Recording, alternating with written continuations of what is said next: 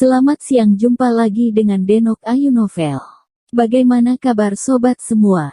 Sebelum kita mulai cerita ini, ayo kita subscribe, like, komen, share dan nyalakan loncengnya untuk mendapatkan notifikasi terbaru ketika Mimin mengupload video barunya.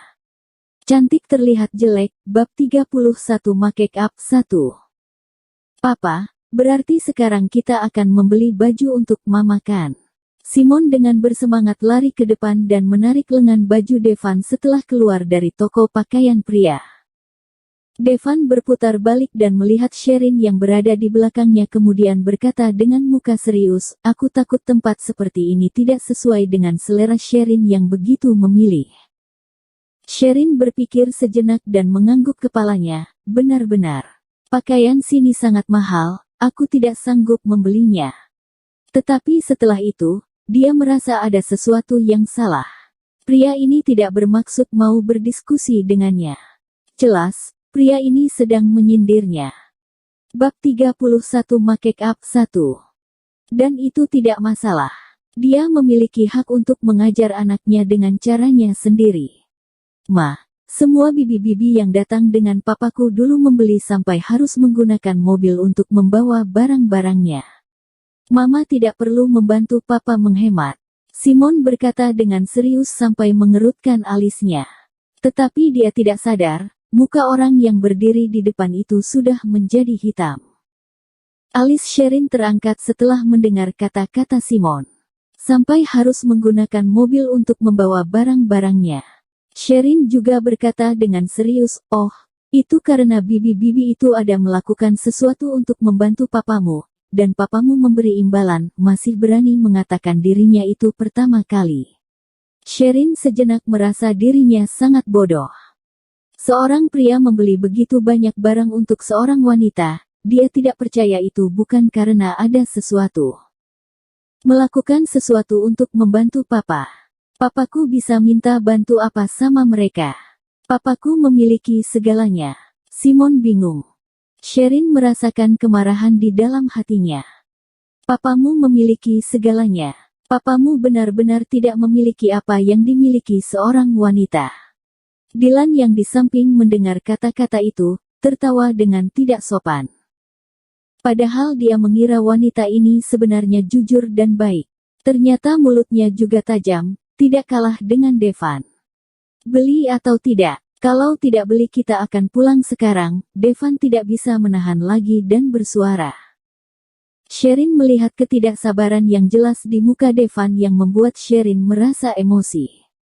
Wanita-wanita itu memiliki barang semobil untuk menyelesaikan masalah. "Beli." Sherin memegang Simon dan berkata, "Ayo, Mama akan memilih yang bagus, biar pas sama kamu." Orang yang bertanggung jawab segera merentangkan tangannya ke kiri dan berkata, "Pakaian wanita berada di sebelah sini, silahkan." Tetapi Sherin langsung menyesalinya setelah dia menginjak ke sana. Dia sembarang mengambil satu gaun di sana dan harganya berjumlah 9 juta lebih. Melihat Simon yang sudah sedang membantu dia untuk memilih pakaian, wajah Sherin memerah. "Simon, aku tidak suka gaya baju di sini. Ayo kita pergi." Sherin langsung menarik Simon dan keluar dari toko tersebut. Melihat kejadian ini, mulut Devan membentuk sebuah senyuman.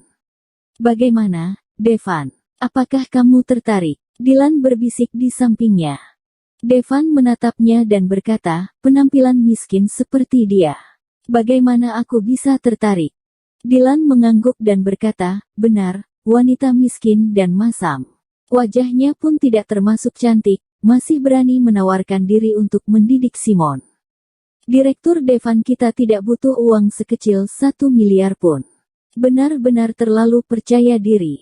Mau belikan dia gaun, masih berani mengatakan bahwa dia tidak suka gaya bajunya. Jelas dia adalah orang miskin. Direktur Devan kita beli baju masih butuh dia yang menghemat. Simon lebih bagus jangan berhubungan lagi sama wanita seperti itu. Benar-benar memalukan." Devan berhenti berjalan dan setelah beberapa saat, dia berkata dengan santai, "Kadang-kadang juga harus membiarkan Simon memahami kesulitan dunia orang miskin. Tidak ada yang salahnya dengan itu." Dylan berdiam sejenak dan tidak bisa berkata apa-apa. Lupakan saja, manusia ini sudah tidak bisa dibantu. Kamu mengantar Simon pulang sekarang, Devan memerintah. Sherin mengangguk dan turun dari mobil bersama Simon. Sherin melihat ekspresi Devan yang semakin jelek dan berkata, ada masalah apapun, perlahan-lahan selesaikan. Jangan terlalu khawatir. Devan mengangguk dan bibir tipisnya terangkat sedikit, membentuk sebuah senyuman kecil. Tidak lama setelah Sherin dan Simon turun dari mobil, di belakang sudah ada satu mobil yang bergerak menuju ke mereka. Sherin baru sadar, ternyata memang dari tadi ada mobil yang mengikuti mereka. Tuan muda, Nyonya Sherin, silahkan naik. Setelah mengantar Simon kembali ke rumahnya, Sherin bersiap-siap untuk pergi. Mama, kamu ingat, kamu adalah mamaku. Jika terjadi masalah yang tidak bisa diselesaikan, Mama langsung sebutkan saja namaku atau nama papaku. Mama mengerti. Simon mengulangi kata-kata yang sama berulang-ulang kali di telinga Sherin ketika mereka hendak berpisah. Hati Sherin merasa hangat. Dia ingin melindungi Simon selamanya. Tetapi pada akhirnya, sepertinya Simon yang sedang menjaga dia. Oke, Mama tahu. Mama bukan anak-anak. Kamu juga. Kurangi makan cemilan, perbanyak makan nasi. Oke. Iki anak kecil pun lebih tinggi dari Iki Mama. Sherin menyentuh dahi Simon dan berkata, ya. Tuan kecil Simon memiliki iki yang paling tinggi. Kata-kata yang membahagiakan pun sulit bisa menyembunyikan kesedihan perpisahan. Bahkan jika itu hanya perpisahan singkat. Senin, sesuai jadwal.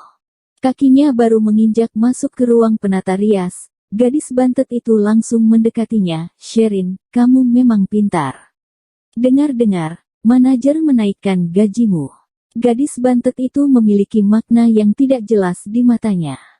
Sherin mengerutkan alisnya, tidak bisa memahami apa yang terjadi sehingga dia hanya memberikan sebuah senyuman. Namanya manusia, memang tidak ada yang adil. Lihatlah aku, gajiku baru naik 10% setelah 3 tahun bekerja di sini. Sedangkan orang yang baru masuk kerja beberapa hari sudah naik gaji sampai sebesar 30%. Tetapi itu karena juga manusia dan manusia lain itu pasti memiliki perbedaan. Siapa suruh kita terlalu baik hati dan jaga diri? Deborah berkata di sudut. Deborah terkenal sebagai karyawan yang sangat pandai menarik perhatian.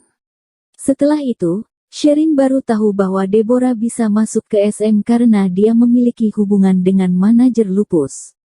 Teknik berdandan dia hanya bisa menjadi cadangan dari penata rias terkenal di sini, tetapi karena dia pandai menarik perhatian, manajer lupus menyayanginya. Setelah itu, ruang penata rias pun menjadi sunyi. Belasan penata rias mendiamkan dirinya. Namun, jelas bahwa setiap orang memiliki pemahaman yang sama. Suasana yang harmonis ini memiliki banyak tekanan.